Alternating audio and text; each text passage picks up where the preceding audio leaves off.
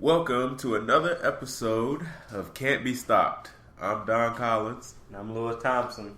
All right, Lou. So yesterday we got the privilege to enjoy an interesting basketball game. Oh, for sure. NBA Finals Game 4.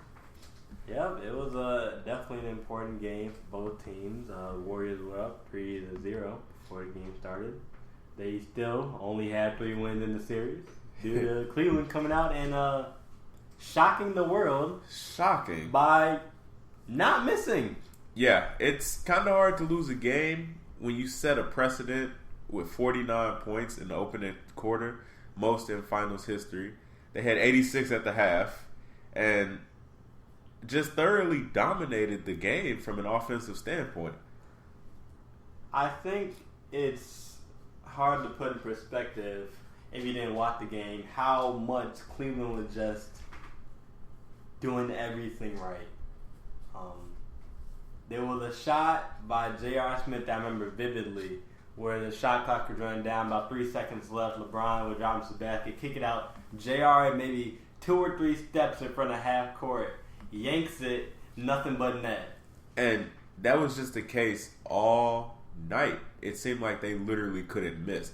And, there was a couple times where Golden State cut the lead down to single digits to 11 to even 15. And we're like, here it is. Here's the Golden State run. They need 3 threes and it's already back down. That's a 9-point swing. Right. And it was just like every time Golden State would hit a basket, Cleveland comes down, smack. Just absolutely just wetting everything that they put up. I mean, LeBron had 3 threes made. All, I believe, were fading away or nothing was like just a set shot. On the move shot, JR had 5 threes. Kyrie had 7 threes. It was a Tristan Thompson sighting. Tristan actually played in this game. Tristan Thompson had 10 rebounds and 5 assists. Yeah. Hey, I mean... Yeah. He finally earned some of that money back. Look, there have been some talk that Tristan is going to be the one to be traded in the offseason when inevitably the Cavaliers lose this series because, they will not win 4 straight. Teams up 3-0 in a series are 126-0. Never. There's not going to be a comeback this year. Never. It's not happening. But they can make it interesting and help the NBA recoup some of the money that they would have lost if it was a sweep. Oh, for sure. Golden State just made $22 million last night because they're the Game 5 now. Yeah. I mean, I think the champagne tastes a little bit more sweet when you're in front of your fans, in front of your family. Now, I mean, for everybody, look, what I've noticed in the past couple days, or the past week, people really been kind of getting on that with the parity in the league. Now, parity is a tricky topic. But I think last night showed you, yes, Golden State is the clear favorite. Yes, they're still up 3-1 in the series, all jokes aside. Yes, they are the historically dominant team that we've come to expect. But they're not invincible. And I feel like Cleveland showing the past 2 games really makes me want more out of the series. Because it shouldn't be 3-1 if they could play like this. Where was this at?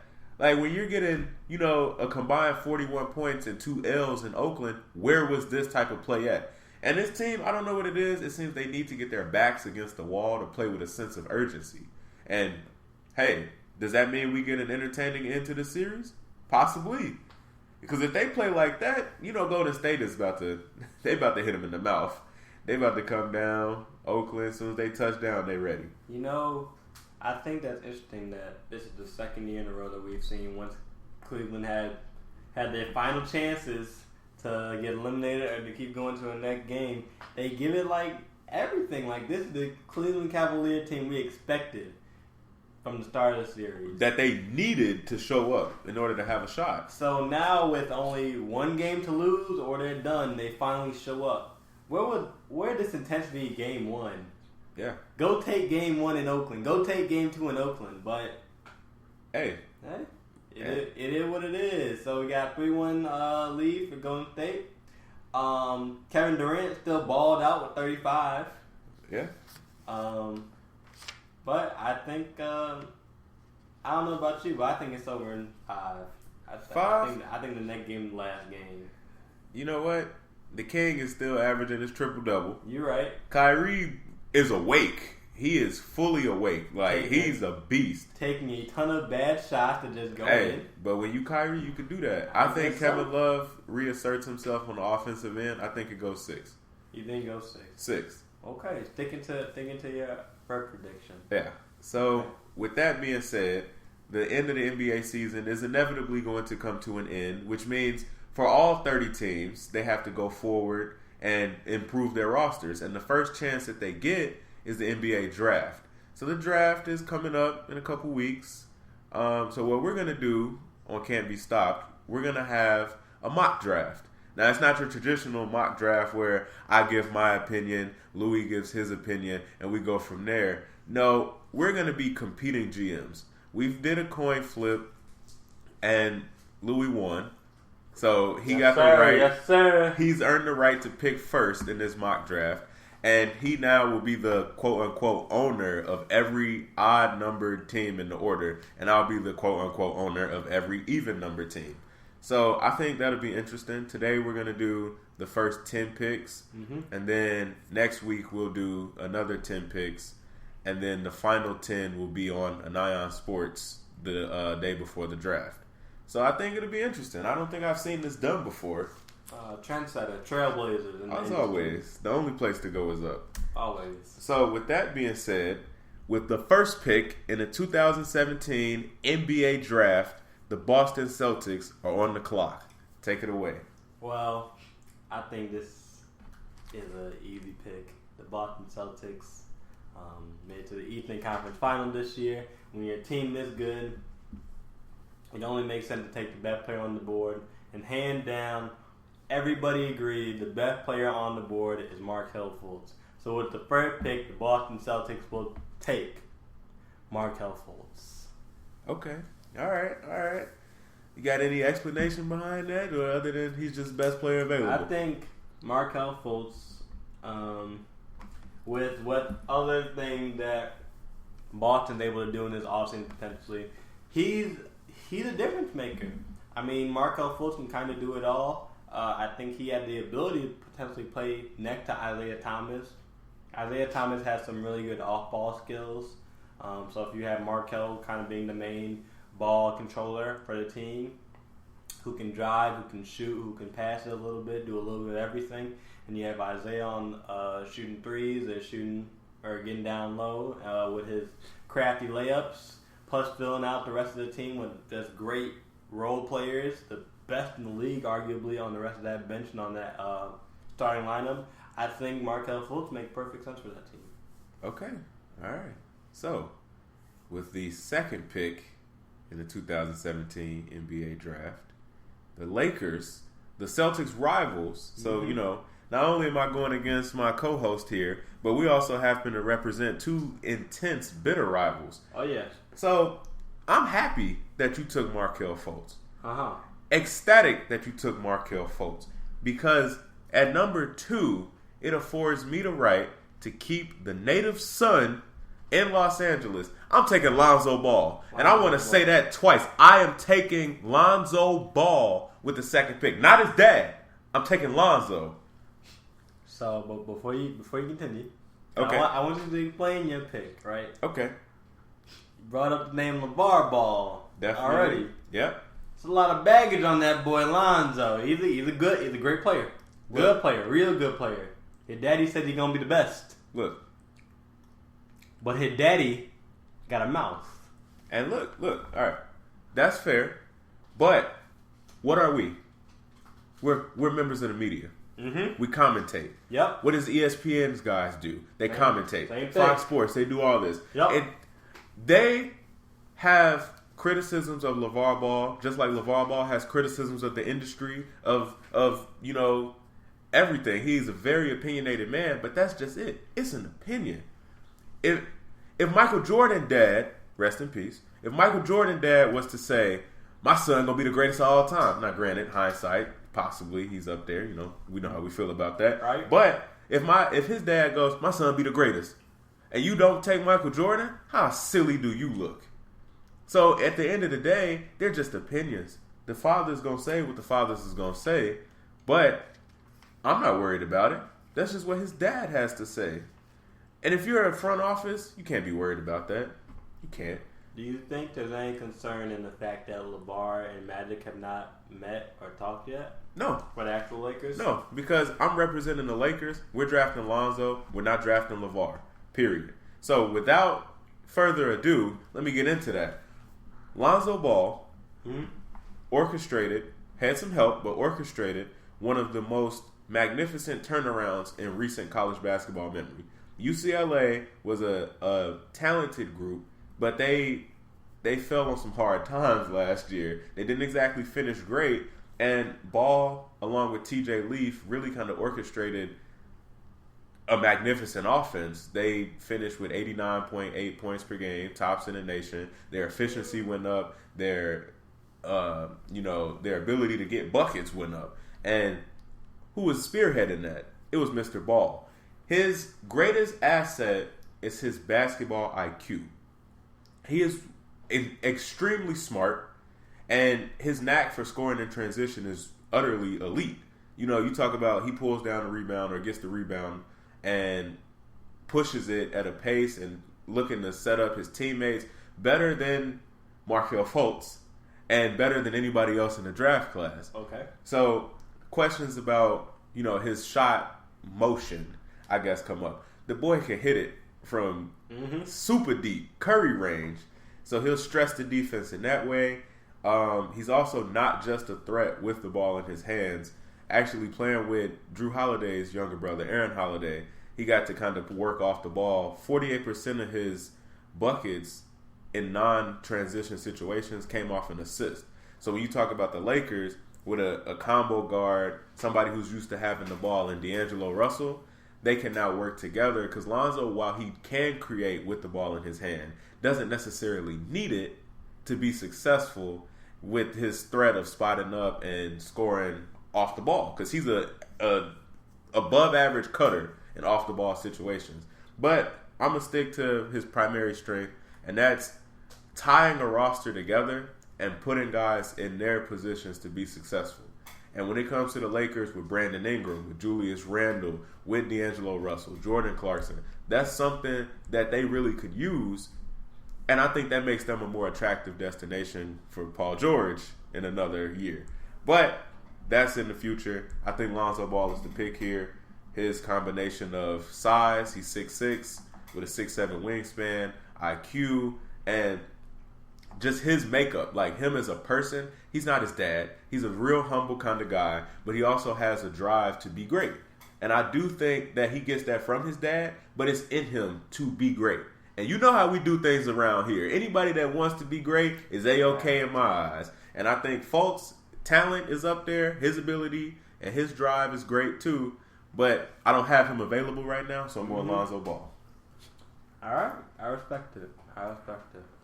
So, most drafts essentially have Markelle Fultz and Lonzo Ball going 1 and 2. 1 and 2, yeah. So now it gets interesting.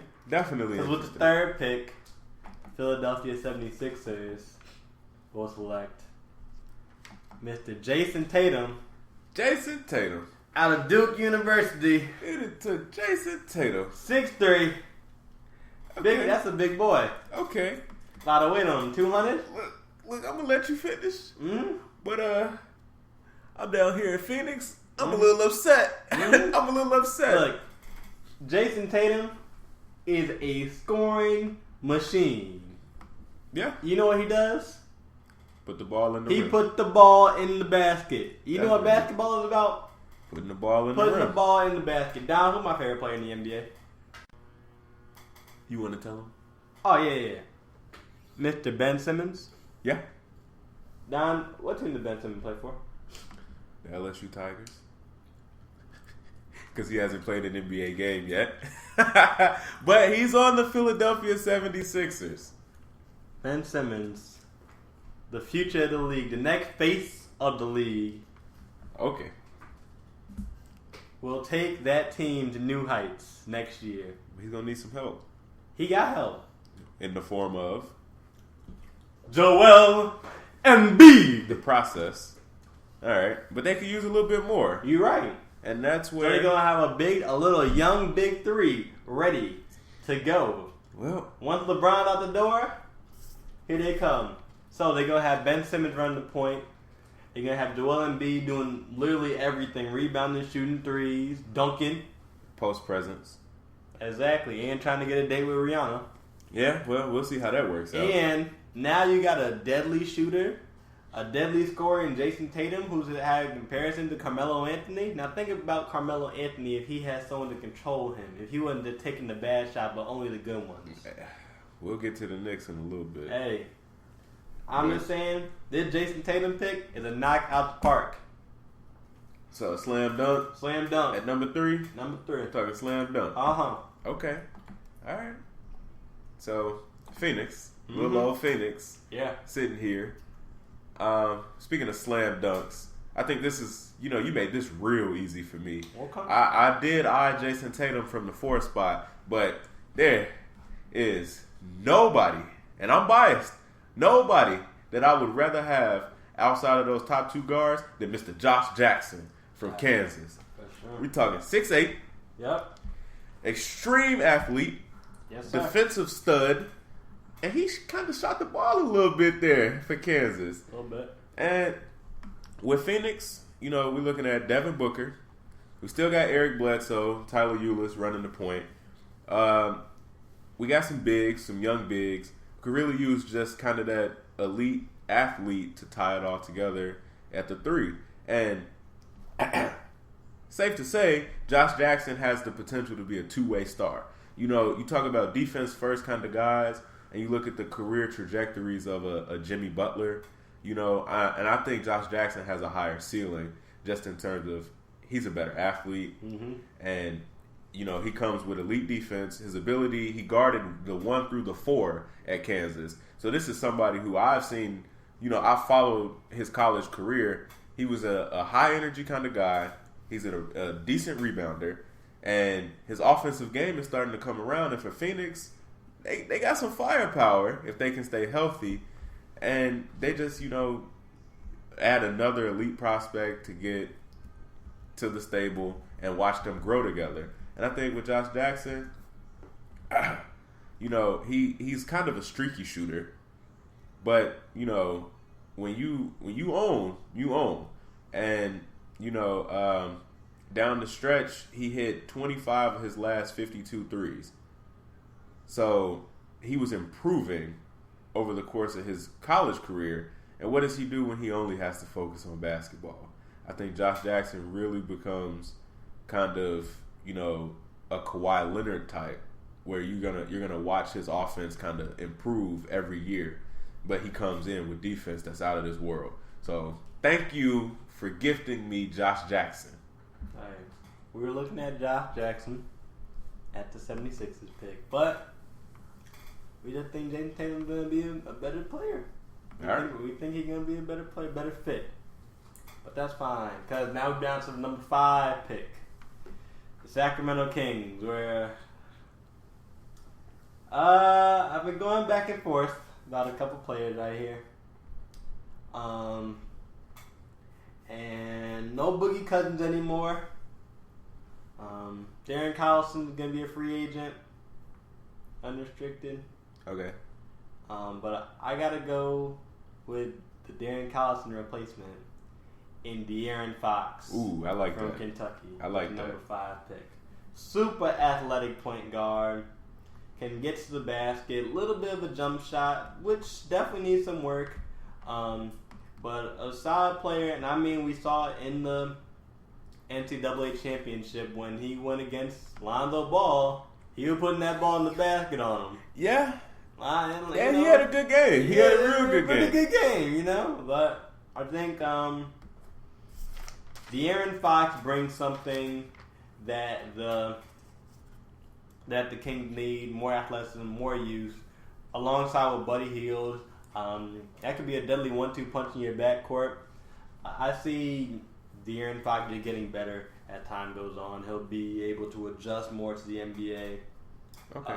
Speed and pace, and really be able to move the ball around. the way the Kings need. But they also have a pick at 10, which you're in control of, which will also help decide where that team goes. We're going to get there. But for right now, the Orlando Magic are on the clock.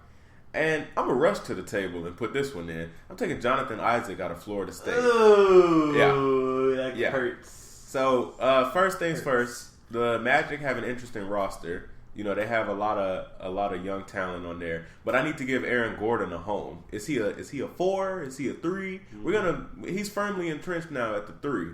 So, Jonathan Isaac is a versatile kind of, big guy. He can handle the rock. He can shoot it. But, again, picks that I've had play defense.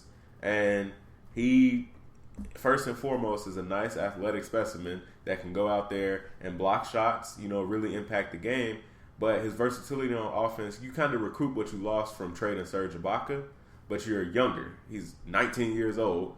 And, he's best player, top 10 recruit coming out of high school, best player on the Florida State team that went pretty solidly in the tournament. So, yeah, Jonathan Isaac. Back to you. That's a great pick. Very good pick. We wanted Jonathan Isaac in Minnesota. But it's okay because, man, Don, you're forcing my hand. But Minnesota will select Malik Monk from Kentucky.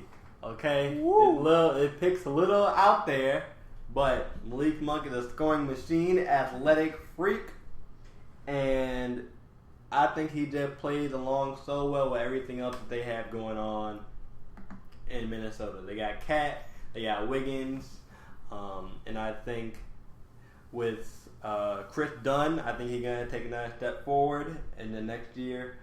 Okay. But this is why I see the Malik Monk pick there. I see either Zach LaVine or Ricky Rubio getting the boot.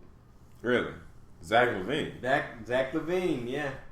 Okay. He's another ball-centric player. And if you're trying to get the ball in Wiggins or Cat's hand, that's too many hands. So you got to make some space. Right, you can get a lot back for him. He's a good young player, athletic freak. For the ACL injury this year. Hopefully he's rested up and going to be ready for next year. But I see Malik Monk being able to come in and just be a floor spacer. Deadly three-point shooter in college. He averaged 19 points. And I think that he can just add more scoring to that high-powered youth and athletic front line that they have. Okay. All right. Well, to the Knicks. Oh, boy. New York, New York. Here we go. Dennis Smith, point guard, NC State. Averaged 18.1 points per game, 6.2 assists. Prototypical size, 6'3". Yep. 195.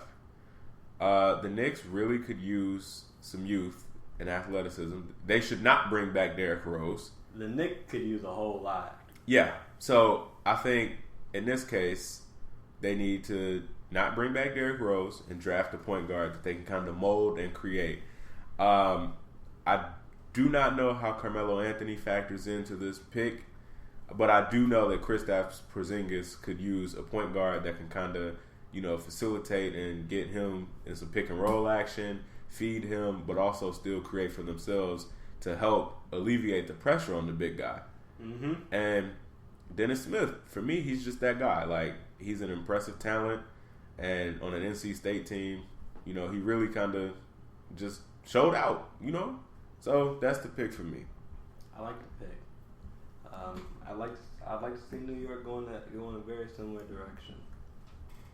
But with the 9th pick, Dallas Mavericks are on the clock, and I was thinking about Dallas right now. They're kind of in a weird spot. They're pretty bad, but they just got Nerlens Noel, young, freakish, athletic center. Yeah. Dirk is about to be out the door sooner than later. You got Seth Curry. You got overpaid Wesley Matthews. Okay.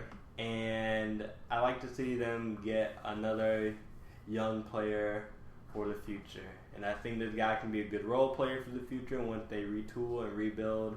And I think with the 9th pick, the Dallas Mavericks should select Lauri Markkanen from Arizona. Okay. 7 foot, can shoot the three. Was on a winning team, so he's used to winning.